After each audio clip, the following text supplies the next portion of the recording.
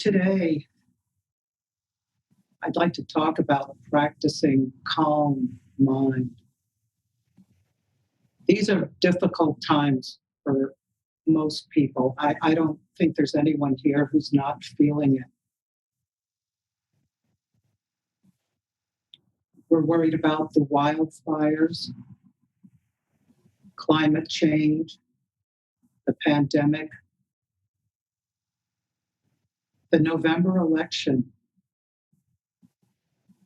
and not just the outcome of the election, but whether the election will be fair,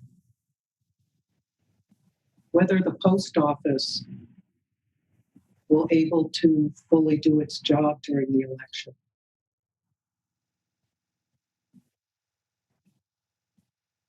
So there's a lot on my mind.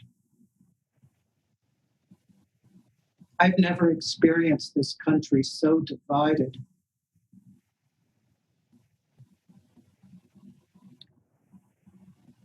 It's hard not to feel overwhelmed by the anxiety and passion. In our practice, we talk about suffering and the cause of suffering. And in the Dharma, the teaching is that the mind is the cause of suffering. Suffering begins with craving.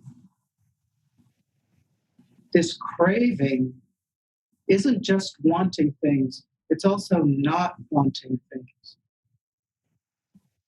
So it's both greed and aversion, but it can be little things.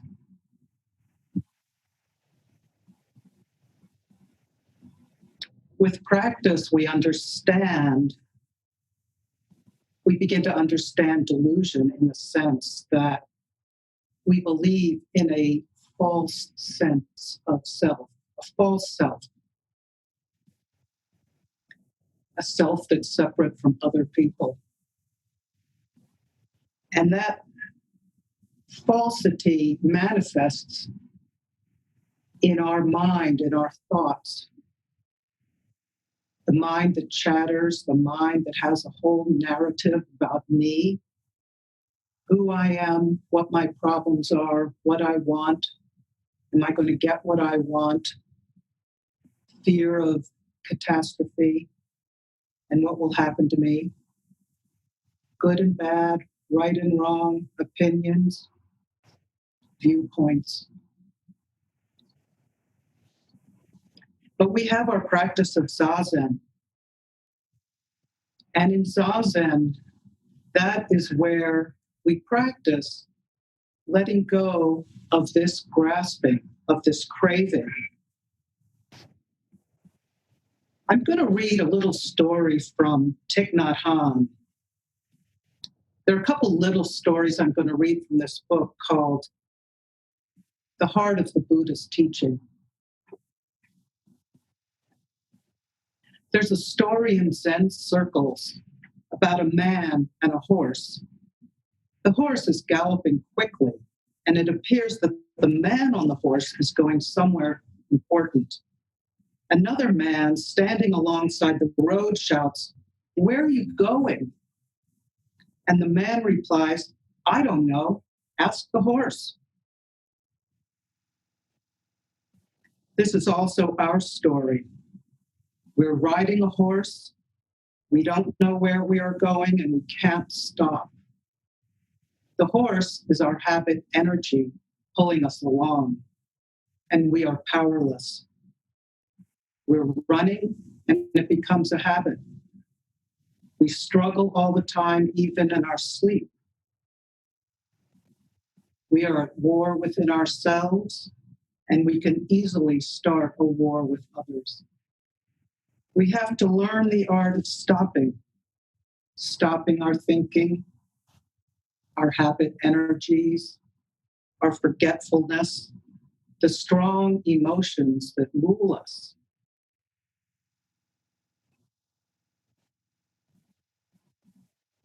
In the 13th century, Zen master Dogen in Japan wrote a fascicle called Universal Recommendations for Zazen. It's basically Zazen instruction. And he says, think of non-thinking. So this is what we're told to do in Zazen. Think of not thinking. Not thinking? What kind of thinking is that? Non-thinking. This is the essential art of Zazen.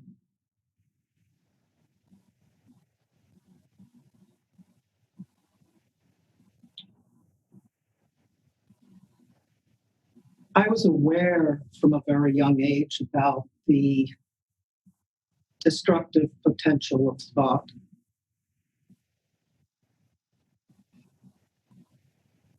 I came to the Berkeley Zen Center in 1976. So I was 21, and I really didn't understand what Zazen was about. But I came because I wanted to stop my thoughts. And needless to say, that was impossible. And the instructions were to keep the mind on the breath. It took me a year just to find my breath. That was how busy my mind was.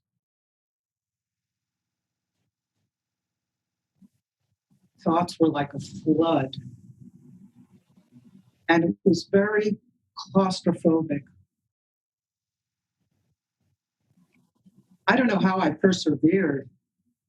I made a decision that I wasn't even going to try to follow the breath because that was impossible. And I would just sit down. All I would do is sit in the posture. And after about a year, the mind began to settle and I could find my breath.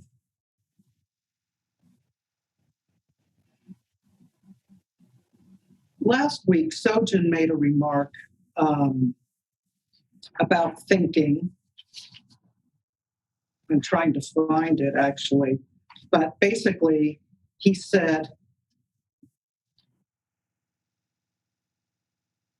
stop, don't think so much. We're caught up in our heads. We're caught up in our, he said, thinking is imagination.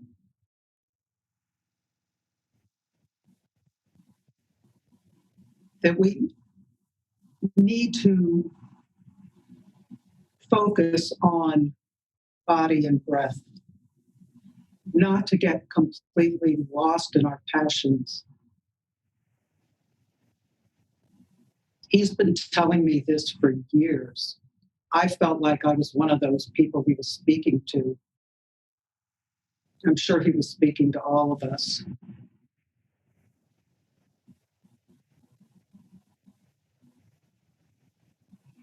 Zazen frees us from these mental habits, one breath at a time.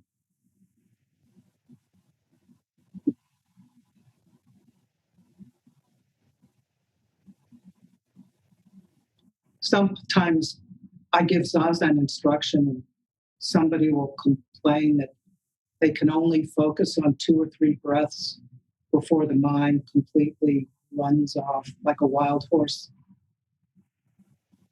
and then come back. It doesn't matter how many times the mind runs off like a galloping horse. What really matters is coming back.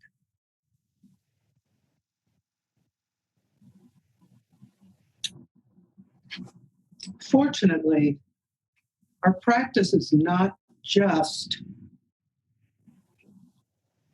it isn't just sitting on a cushion and practicing Zazen. Fortunately, the Buddha gave us a broader teaching, and that's the teaching of the Eightfold Path, how we live our life. I'm going to read another story that Thich Nhat Hanh tells. When the Buddha was 80 years old and about to pass away, a young man named Subhadda came to see him. Ananda, the Buddha's attendant, thought it would be too exhausting for the master to see anyone. But the Buddha overheard Subhata's request and said, Ananda, please invite him in. Even as he was dying, the Buddha wanted to give an interview. Subhata asked, World-honored one, are the other religious teachers in Magadha and Koshala fully enlightened? The Buddha knew he only had a short time to live, and that answering such a question would be a waste of precious moments. When you have the opportunity to ask a teacher about the Dharma, ask a question that can change your life.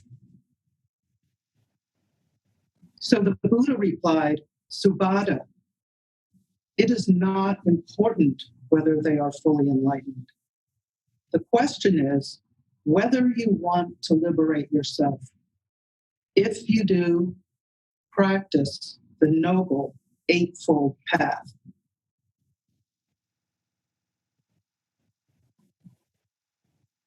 I just love this particular phrase. The question is whether you want to liberate yourself. If you do, practice the Noble Eightfold Path. Wherever the Noble Eightfold Path is practiced, joy, peace, and insight are there. So this was the Buddha's very first teaching. He taught the Four Noble Truths of suffering, and the fourth truth, as we know, is the Eightfold Path. The path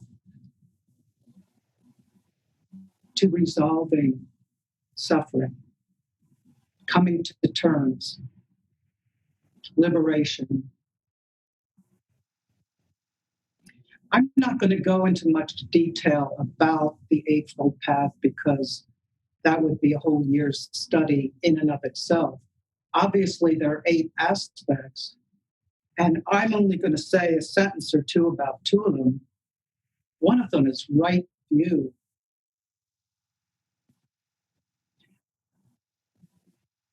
Right view is understanding what we see, our experiences, in terms of the Dharma. So we understand the causes of suffering. When we see suffering, we understand the causes of suffering. We understand the cycle.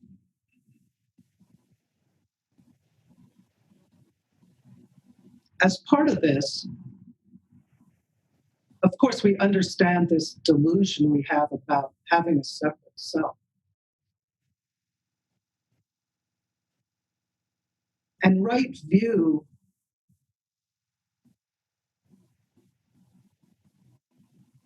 sometimes I start to think when I hear the word right view, I think viewpoint. But it's not viewpoint. If anything, it's dropping one's view.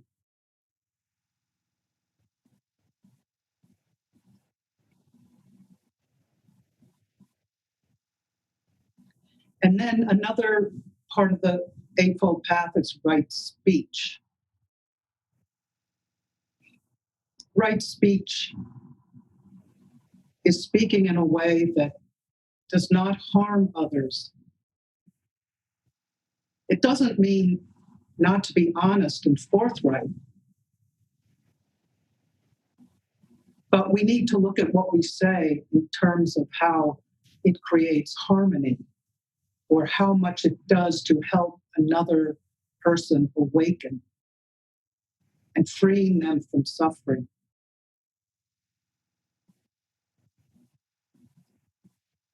One very important aspect of right speech is it's completely intertwined with mindful listening.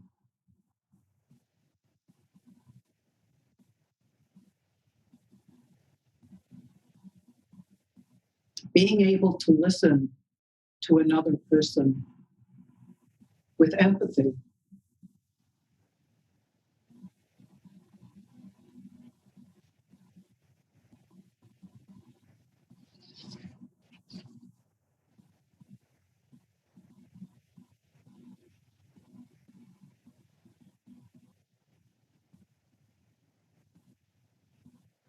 I want to go back to what Sojin said a week or two ago.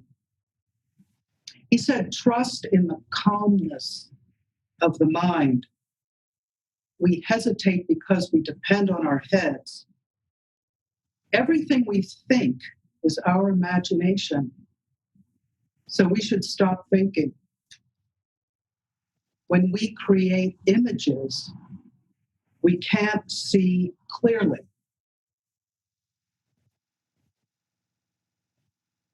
So back in the 3rd or 4th century, there was a Indian Buddhist teacher, scholar, practitioner named Vasubandhu. And he was a Abhidharma specialist or thinker.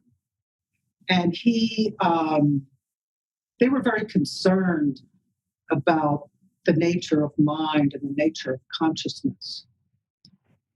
And way before psychology became popular in the Western world, which is fairly recent, Indian Buddhists were examining how our minds work.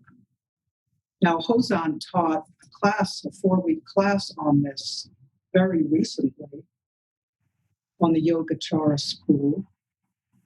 And Vasubandhu wrote many verses on the nature of consciousness. But I would like to read 2 verses.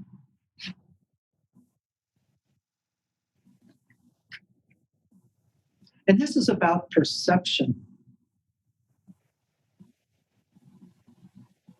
When Sojin says that our thinking is imagination, it's about perception. That's what he's talking about. So these are 2 stanzas that they were initially written by Vasubandhu, but they've been translated and elaborated upon by Thich Nhat Hanh.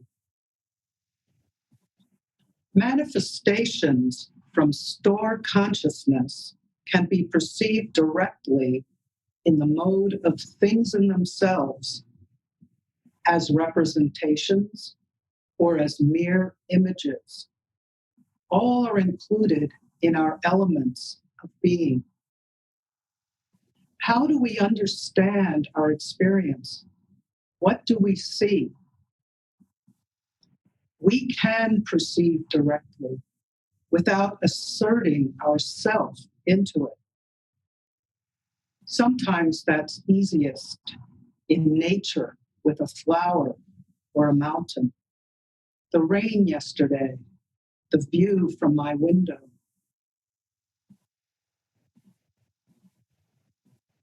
When we practice Zazen, we are practicing not asserting ourselves into it. I think that's what Dogen's referring to when he says, not thinking. He doesn't mean that thinking is bad. He's talking about the fact that in most of our thinking, which is based on perception, that we insert ourselves into it.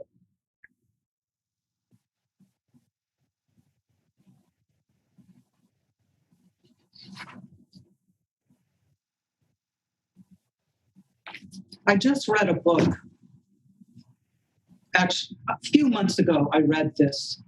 And being a librarian, I have to share a book. I'm going to tell you just a few things about it. It was written by 2 women, one of which was one of the women who founded Black Lives Matter, Patrice Kahn Cullors. And it's a memoir. about her life, her young life, because she was very young when she coined this phrase with two other very young women. They had no idea how far this was going to go and people's reactions to it. So the memoir, a lot of it is about her brother, who had a type of mental illness, and he was arrested because of this mental illness, even though he was not a violent guy. And so it's just a memoir about what happened to her and her life. But she called the memoir When They Call You a Terrorist.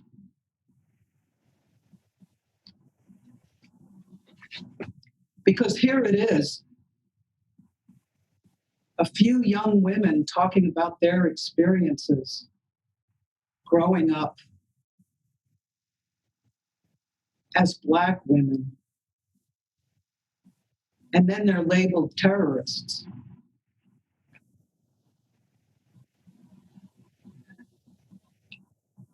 That's obviously about perception.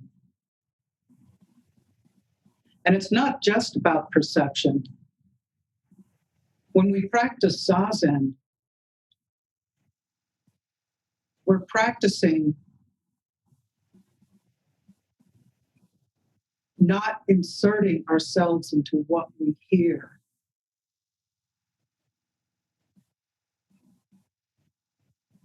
But very often somebody hears somebody's story and they color it with a lot of personal ideas that don't really reflect what the person is saying. For example, I've lived in the Bay Area for a long time, and I've actually had a few careers. I worked in nonprofits. I became a baker. I worked at Navalum Bakery for 5 years in the 80s before I became a librarian. And then I became a librarian, and I worked for a couple of library systems. I worked for Berkeley Public Library, Oakland Public Library. I worked, but my main career was San Francisco Public Library. And since the 1980s, I've participated in a number of trainings about race. And most of the trainings that I went to, including, by the way, there was also a training at Berkeley Zen Center. I forgot to mention that back in the 90s. But most of the trainings that involved my employment were quite mixed in terms of the people who were participating. There were people of all different colors and backgrounds.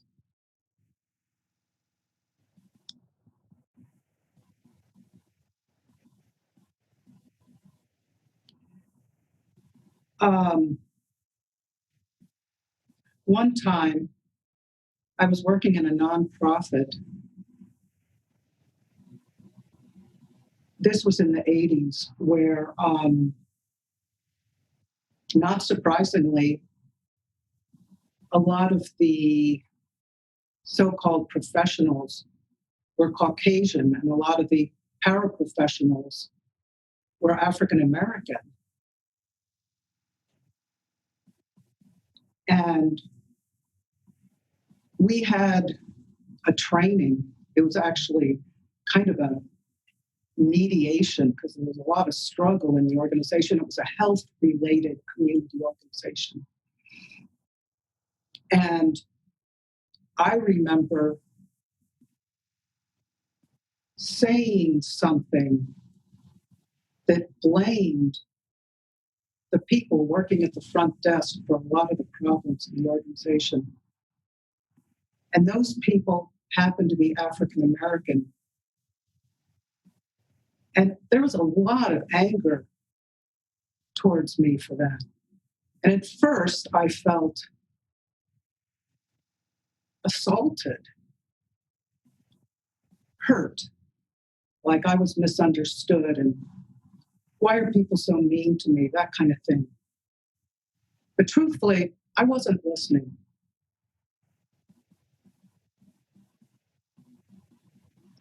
I wasn't hearing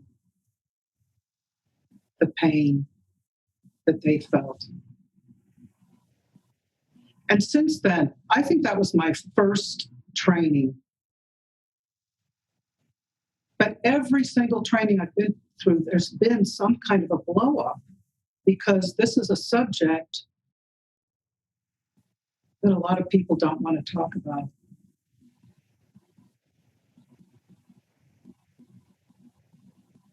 I have to say that from my perspective, I'm just speaking for myself, I think it's mostly white people who don't want to talk about it. Obviously, it's all over the news. So there are people talking about it.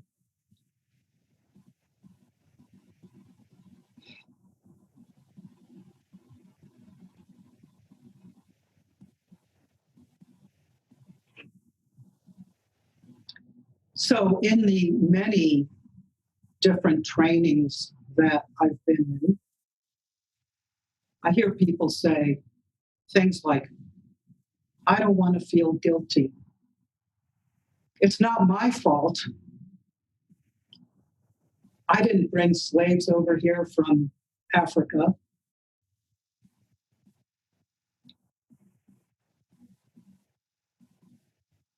But I think this is, for me, a very present example of ways that we cling to ourselves and our story.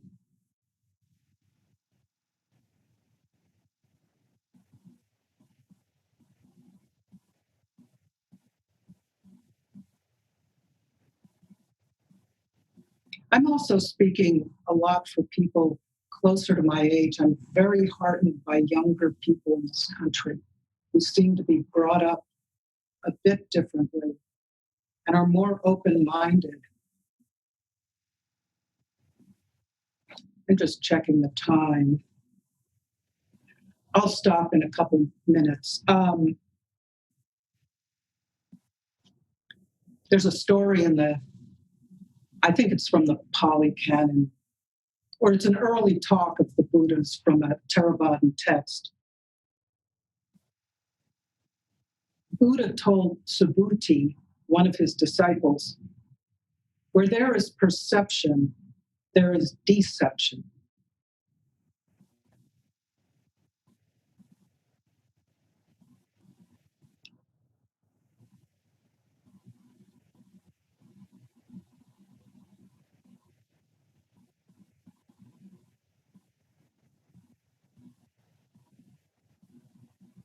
We practice wisdom when we practice zazen.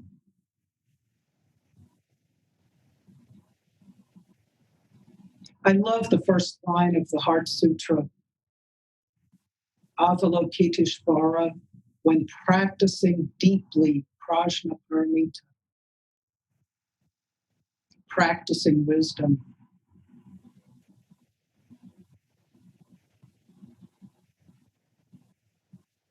It's not something we acquire, it's something we practice.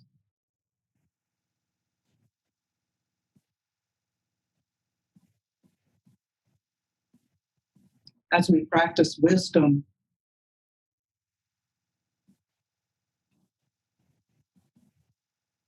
thoughts drop away, that protection of self.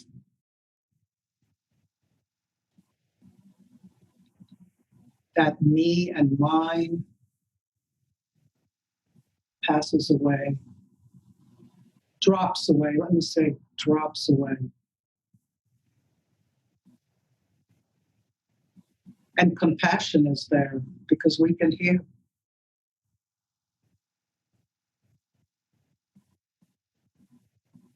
One incident that really affected me was a diversity training at Berkeley Public Library. I think I mentioned this in a talk a few years ago. There was a group of us, we were in small groups. I think there were 7 of us in our group, and it was a mixed group, different backgrounds. And the instruction was each person say something about whoever your people you came from, something that makes you proud, and something that you want everyone else in this room to know. What do you want them to hear? And I had an African-American co-worker who, actually, I didn't know her very well. Even though I saw her every day, I didn't really know her. And she said, I want everyone to know how many young African-American men there are out there trying so hard to succeed.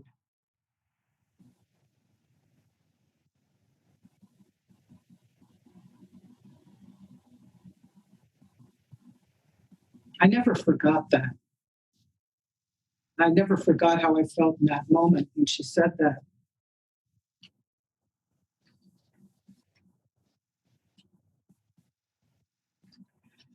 I suppose I'll stop and see if there are any responses, questions. Thank you for listening.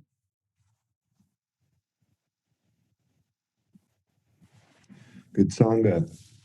We have time for 1 or 2 questions. Please raise your virtual hand at the bottom of the participant screen on the right-hand side, and I'll call on you. Or you can type a question. Please put, well, it's not hard to see anymore because you can only type me, the SAG director, but you can type a question as well. Please step forward. And you're just getting started. Yeah, that's true. Please continue. Well, there's always a lot to say about our minds and perceptions. And well, what's nice is hearing about your feelings and your experience.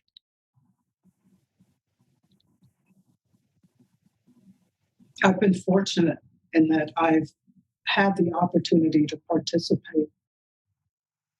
Yeah. Maybe it comes from being a public employee too. Someday, I want you to talk about your experiences at the Castro library. You're not tired of me talking about that yet? I never get tired of hearing you talk about that. That's my favorite thing. Oh, yeah. Well, say a little bit about that. It's been a while. I know. Don't lose it. I won't lose it. I wrote a lot about it. Good. In my journals. Good. I look forward to your book about it. Thank you. Maybe you could say just something about it a little bit. About my experiences at the Castro Library? Yeah. Well, it was my first time really being a boss. I had never supervised anything, and I'd never run a branch. I'd never even worked in a branch library. All of a sudden, I was in charge of it and in charge of a bunch of employees and all the books and everything. And I remember coming to you, and because I was surprised, I thought most employees easily did what they were expected to do.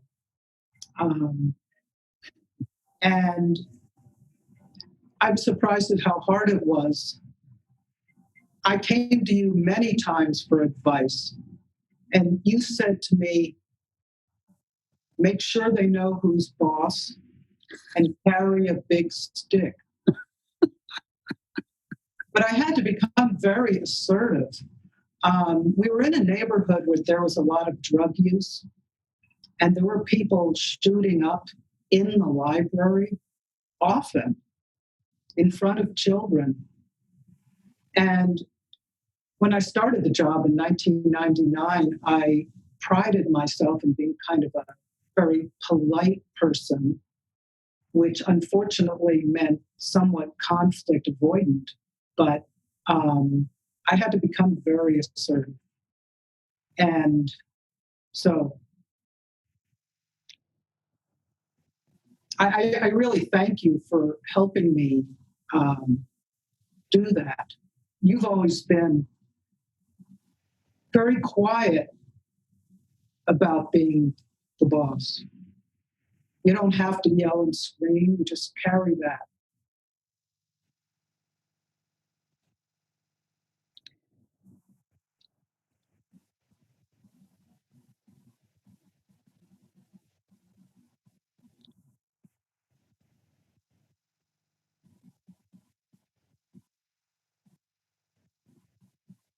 Do you remember when I was stalked?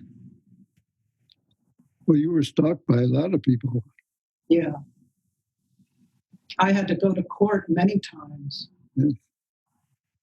You'd think a librarian's life would be simple and sort of quiet. Yep. It was, your job was to control the chaos. Yes.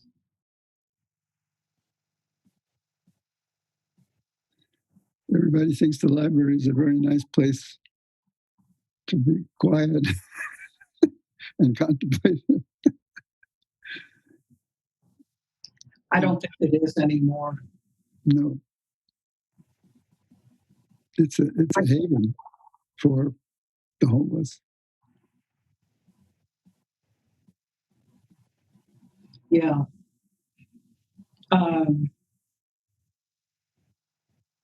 But I really missed my job because it was the perfect practice place for me. I was confronted every minute because I was out in public.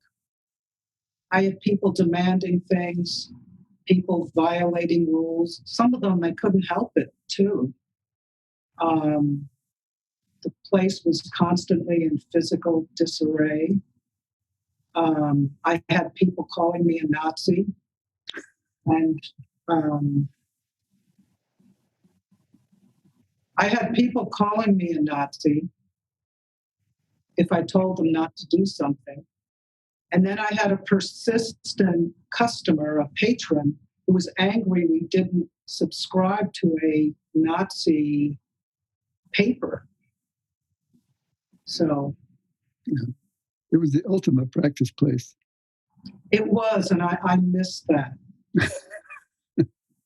Because it was a moment, every minute was clearly practiced. Yeah.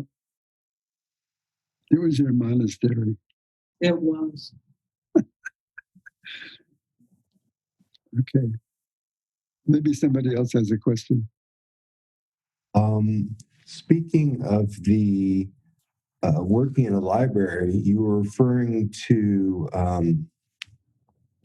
when people were going around and asked, what are you proud of, I think, or what was your history? And Ed Herzog asked, what was your answer to the question about what you were proud of, Karen?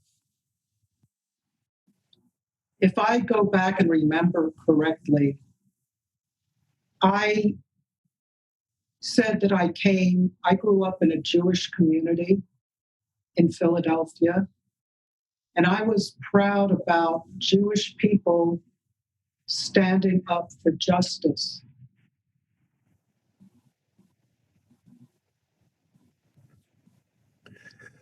There was Sean asked, how do you prepare for things without thinking?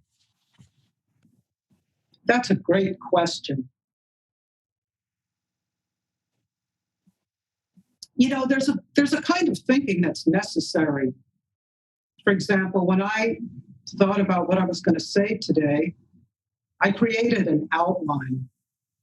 I wanted my talk to have some flow. I didn't want to spontaneously just go all over the place. So I thought about what I wanted to say, and I thought about some examples. So that's thinking. But then there's this other kind of thinking that's another layer that actually is not helpful.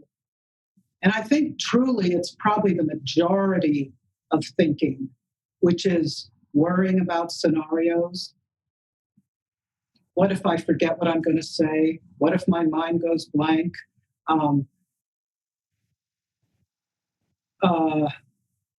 What if what I'm saying isn't important to other people? Just all kinds of things. Worrying about an earthquake happening in the middle.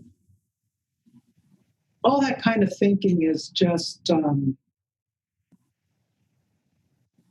it's like the galloping horse that's not really going anywhere. That's why we come back to our body and our breath over and over. We're perfectly capable of thinking when we need to. Mostly what we're doing is paying attention. That's the important thing. When I'm cutting carrots for a salad, my attention is on cutting the carrots.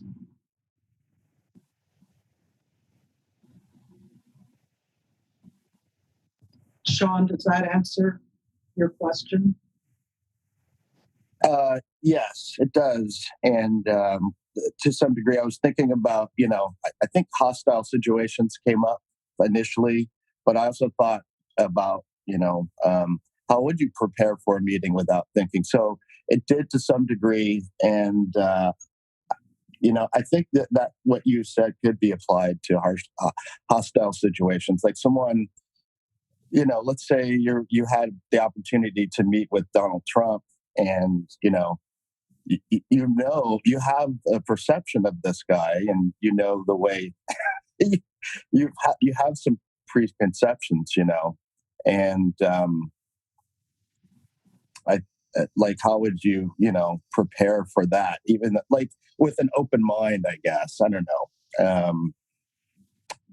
I think your answer did kind of reach the fuller spectrum of preparation, and it defined the different types of, there's thinking, and then there's all of these preconceived ideas. I guess there's propaganda sometimes that influences perception. Definitely. I mean, that's a major point. In the very first 2 lines I read of the verses by Vasu Bandhu, it says, well, the first line is manifestations from store consciousness. Store consciousness is everything we've seen, heard, experienced, including propaganda. Propaganda's in our store consciousness, as well as all the good, wholesome things that we've learned, all that generous potential, compassion, open-mindedness. But then there are all sorts of negative things too. So we have to be very careful, which brings us back once again to the practice of Zazen, where we actually water the seeds that are beneficial. And also, speaking of training and diversity, this is where we learn a lot about our false perceptions. Thank you. Perceptions are based on things we've learned often. Thank you, Sean.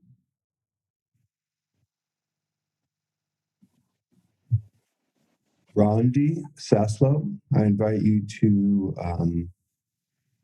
unmute yourself and lower your blue hand and ask a question. Good people, we'll run it through to 11:15, so we have time for 2 or 3 more questions. Yes. Karen, I wondered if you could say, how you tell people on what basis you got your job at the library as it related to your Buddhist practice, what you were told. Rondi, I know what you're asking, but it's important. The Castro branch was one of the most popular jobs in the entire library system. And there were 22 people who applied for the job, and I was an outsider. So I didn't expect to get the job, but I managed to get an interview, and I interviewed 22 people. And I got the job. I didn't know why, but I didn't care. And shortly after I was hired, one of the people on the hiring panel came up to me and said, "You know what the best thing you said was in that interview?" And I said, "What?" My eyes wide open. He said, "You said that you led a meditation group for homeless people." That was what. I guess. I'm sorry? He said that's why I got hired. Right. What I was thinking of is that you also were a sesshin director. And I thought that was another reason that was given to you. And also, I guess having that position sort of denotes to me that you already had a certain kind of authority. You maybe you didn't have to use it the way you did at the Castro Library, but you already had a certain amount of authority in that role, and it was translatable. Thank you. Being sesshin director at Berkeley Zen Center probably was my very first experience with that kind of, I guess you'd call it supervision.